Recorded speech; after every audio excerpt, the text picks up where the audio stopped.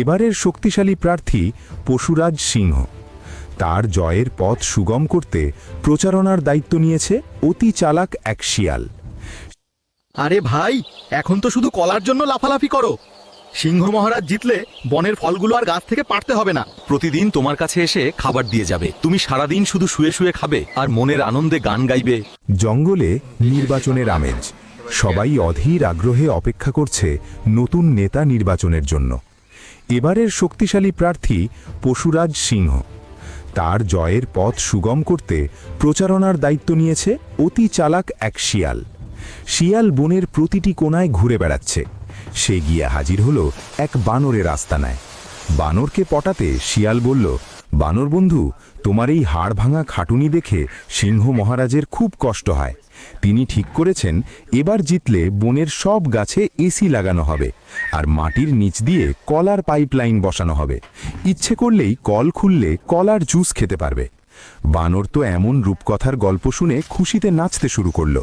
শিয়াল তাকে 100 টাকার একটি নোট ধরিয়ে দিয়ে বলল, এটা দিয়ে বাদাম কিনে খেও, আর মনে রেখো ভোটটা যেন সিংহ মহারাজই পায়।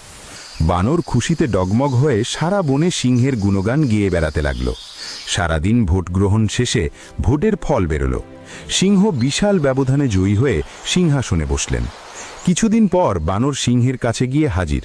কাচুমাচু হয়ে সে বলল, মহারাজ, আমার গাছের এসি আর কলার পাইপলাইন কবে বসানো হবে?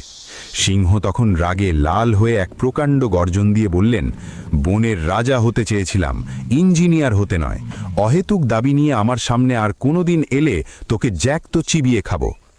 বানর ভয়ে কাঁপতে কাঁপতে পালানোর সময় দেখল শিয়াল একপাশে দাঁড়িয়ে মুচকি হাসছে। শিয়াল বানরের সামনে এসে ফিসফিস করে বলল, বোকা বানর, ভোটের আগে দেওয়া কথা আর নদীর জল দুই বয়ে গেলে আর ফিরে আসে না। এখন যাও, গাছে উঠে নিজের কাজ করো। বানর বুঝল লোভের বশবর্তী হয়ে সে নিজের সর্বনাশ নিজেই ডেকে এনেছে। সামান্য ব্যক্তিগত লাভ বা মিথ্যে প্রতিশ্রুতির মোহে পড়ে অযোগ্য প্রার্থীকে বেছে নিলে শেষ পর্যন্ত আফসোস করতে হয়। কাজ দেখে যোগ্য ব্যক্তি নির্বাচিত করা বুদ্ধিমানের কাজ।